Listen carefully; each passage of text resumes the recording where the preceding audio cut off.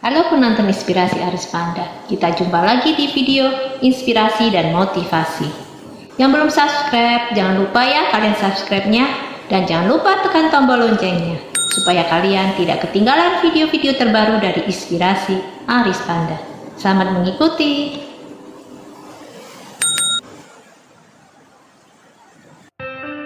Penyesalan itu menyakitkan. Di video kali ini, saya mau bercerita tentang kisah kehidupan yang bisa menjadi motivasi dan introspeksi bagi kalian yang mengikuti dan menonton video ini. Semoga video berikut ini dapat berguna buat kalian.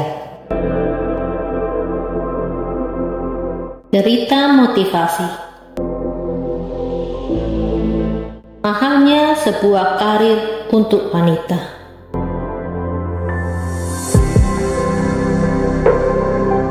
Saya seorang ibu dengan 2 orang anak. Mantan direktur sebuah perusahaan multinasional. Mungkin Anda termasuk orang yang menganggap saya orang yang berhasil dalam karir. Namun, sungguh jika seandainya saya boleh memilih, maka saya akan berkata, kalau lebih baik saya tidak seperti sekarang, dan menganggap apa yang saya raih sungguh sia-sia.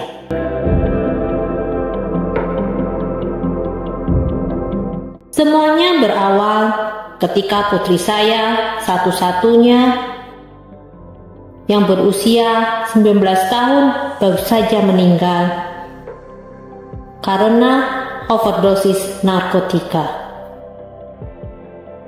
Sungguh hidup saya hancur berantakan karenanya. Suami saya saat ini masih terbaring di rumah sakit karena terkena stroke dan mengalami kelumpuhan karena memikirkan musibah ini. Sedangkan putra saya satu-satunya juga sempat mengalami depresi berat dan sekarang masih dalam perawatan intensif sebuah klinik kejiwaan. Dia juga merasa sangat terpukul dengan kepergian adiknya. Sungguh, apalagi yang bisa saya harapkan? Kepergian Maya dikarenakan dia begitu terguncang dengan kepergian Biina, pembantu kami, sehingga dia terjerumus dalam pemakaian narkoba. Mungkin terdengar aneh, kepergian seorang pembantu bisa membawa dampak begitu hebat pada putri kami. Harus saya akui bahwa Biina sudah seperti keluarga bagi kami. Dia telah ikut bersama kami sejak 20 tahun yang lalu, dan ketika Doni berusia 2 tahun. Bagi Maya dan Doni, Biina sudah seperti ibu kandungnya sendiri. Ini semua saya ketahui dari buku harian Maya yang saya baca setelah dia meninggal. Maya begitu cemas dengan sakitnya Biina. Berlembar-lembar buku hariannya berisi hal ini. Dan ketika saya sakit, saya pernah sakit karena kelelahan dan diopnam di rumah sakit selama 3 minggu. Sedangkan Maya, anak saya, hanya menulis singkat sebuah kalimat di buku hariannya. Hari ini Mama sakit di rumah sakit. Hanya itu saja yang ditulis Maya. Sungguh hal ini menjadikan saya semakin terpukul. Tapi saya akui ini semua karena kesalahan saya. Begitu sedikitnya waktu saya untuk Doni, Maya, dan suami saya. Waktu saya habis di kantor. Otak saya lebih banyak berpikir tentang keadaan perusahaan daripada keadaan mereka. Berangkat jam 7 pagi dan pulang di rumah 12 jam kemudian. Bahkan mungkin lebih. Ketika sudah sampai di rumah, rasanya sudah begitu capek untuk memikirkan urusan mereka. Memang, setiap hari libur kami gunakan untuk acara keluarga. Namun sepertinya itu hanya seremonial dan rutinitas saja. Ketika hari Senin tiba, saya dan suami sudah seperti robot yang terprogram untuk urusan kantor. Sebenarnya ibu saya sudah berkali-kali mengingatkan saya untuk berhenti bekerja sejak Doni masuk SMA. Namun selalu saya tolak. Saya menganggap ibu saya terlalu kuno cara berpikirnya. Memang ibu saya memutuskan berhenti bekerja dan memilih membesarkan kami 6 orang anak-anaknya. Padahal sebagai seorang sarjana ekonomi, karir ibu waktu itu katanya sangat baik. Dan ayah pun ketika itu juga biasa-biasa saja dari segi karir dan penghasilan. Meski jujur, saya pernah berpikir untuk memutuskan berhenti bekerja dan mau mengurus Doni dan Maya. Namun, selalu saja muncul perasaan, bagaimana kebutuhan hidup bisa terpenuhi kalau berhenti bekerja? Dan lalu apa gunanya saya sekolah tinggi-tinggi? Meski sebenarnya suami saya juga seorang yang cukup mapan dalam karirnya dan penghasilan. Dan biasanya setelah ada nasihat dari ibu saya menjadi lebih perhatian kepada Doni dan Maya. Namun tidak lebih dari 2 minggu, semuanya kembali seperti asal. Urusan kantor dan karir menjadi fokus saya. Dan kembali saya menganggap saya masih bisa membagi waktu untuk mereka. Toh teman yang lain di kantor juga bisa. Dan ungkapan kualitas pertemuan dengan anak lebih penting dari kuantitas selalu menjadi patokan saya. Sampai akhirnya semua terjadi dan di luar kendali saya. Dan berjalan begitu cepat sebelum saya sempat tersadar. Maya berubah dari anak yang begitu manis menjadi pemakai narkoba. Dan saya tidak mengetahuinya.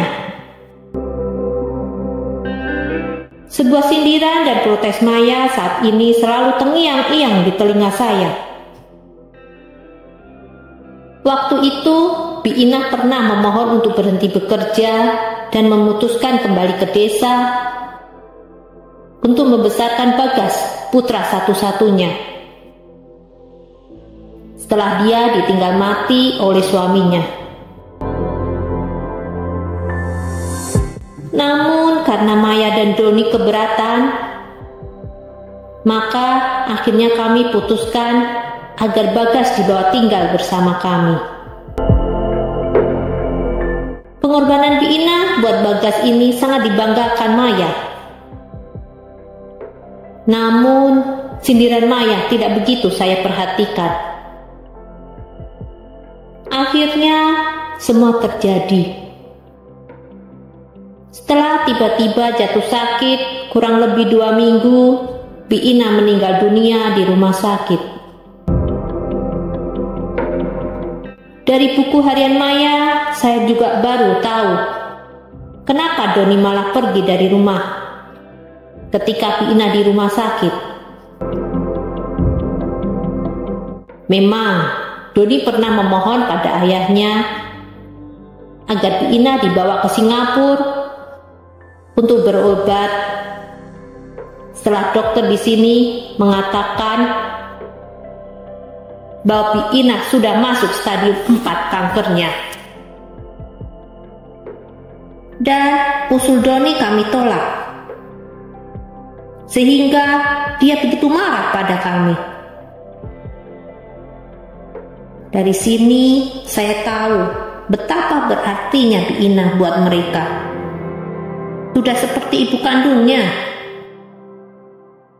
menggantikan tempat saya yang seolah hanya bertugas melahirkan mereka saja ke dunia ini. Tragis. Dan sebuah foto keluarga di dinding kamar Maya sering saya amati kalau lagi kangen dengan Maya. Beberapa bulan yang lalu kami sekeluarga ke desa rumah Bi Ina. Atas desakan Maya, kami sekeluarga menghadiri acara pengangkatan Bagas sebagai kepala sekolah madrasah setelah dia selesai kuliah dan belajar di pesantren. Dan Doni pun begitu bersemangat untuk hadir di acara itu. Padahal dia paling susah untuk diajak ke acara serupa di kantor saya maupun di kantor ayahnya. Dan di foto keluarga itu tampak Bi Ina, Bagas, Doni, dan Maya tersenyum bersama. Tak pernah kami lihat Maya begitu senang seperti saat itu. Dan seingat saya, itulah foto terakhirnya.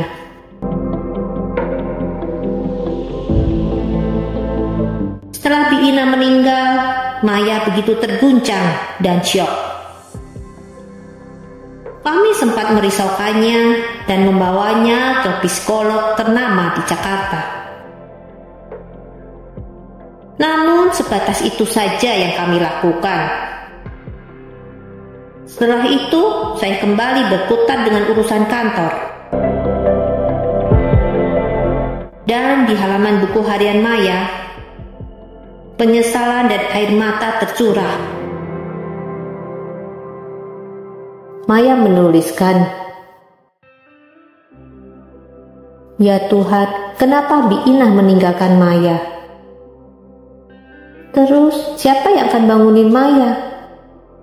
Siapa yang mau menyiapkan sarapan buat Maya? Siapa yang menyambut Maya kalau Maya pulang sekolah? Siapa yang akan mengingatkan Maya buat berdoa? Siapa tempat Maya untuk bercerita kalau lagi kesel di sekolah? Siapa yang nemenin Maya kalau gak bisa tidur? Ya Tuhan, Maya kangen banget sama Bi Ina."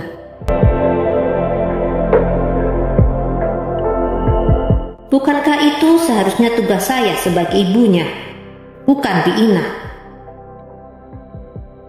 Sungguh hancur hati saya membaca itu semua. Namun semuanya sudah terlambat dan tidak mungkin bisa kembali lagi. Seandainya semua bisa berputar ke belakang, saya rela berkorban apa saja untuk itu.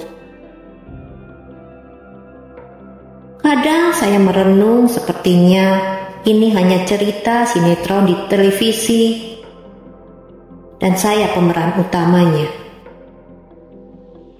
Namun saya tersadar ini real dan kenyataan yang terjadi pada diri saya.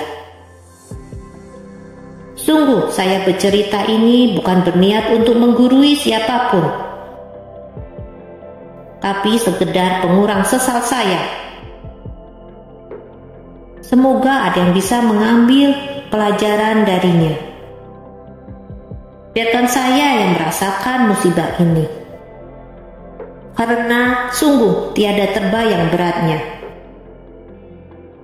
Semoga siapapun yang mendengarkan cerita saya ini bisa menentukan prioritas hidup dan tidak salah dalam memilihnya.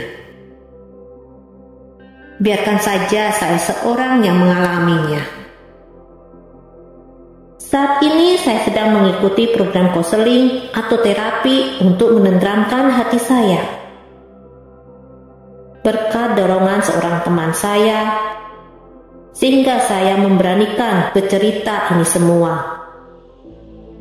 Saya tidak ingin cerita ini sebagai tempat penebus kesalahan saya, karena itu tidak mungkin, dan bukan pula untuk memaksa Anda mempercayainya.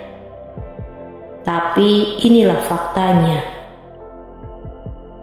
Hanya semoga ada yang memetik manfaatnya. Dan saya berjanji untuk mengabdikan sisa hidup saya untuk suami dan Doni. Dan semoga Tuhan mengampuni saya yang telah menyia-nyiakan amanahnya pada saya. Dan di setiap berdoa, saya selalu memohon, ya Tuhan, seandainya Engkau akan menghukum Maya karena kesalahannya, sungguh tangguhkanlah ya Tuhan. Biarkan saya yang menggantikan tempatnya kelak. Biarkan buah hatiku tentram di sisi-Mu. Semoga Tuhan mengabulkan doa-doa saya.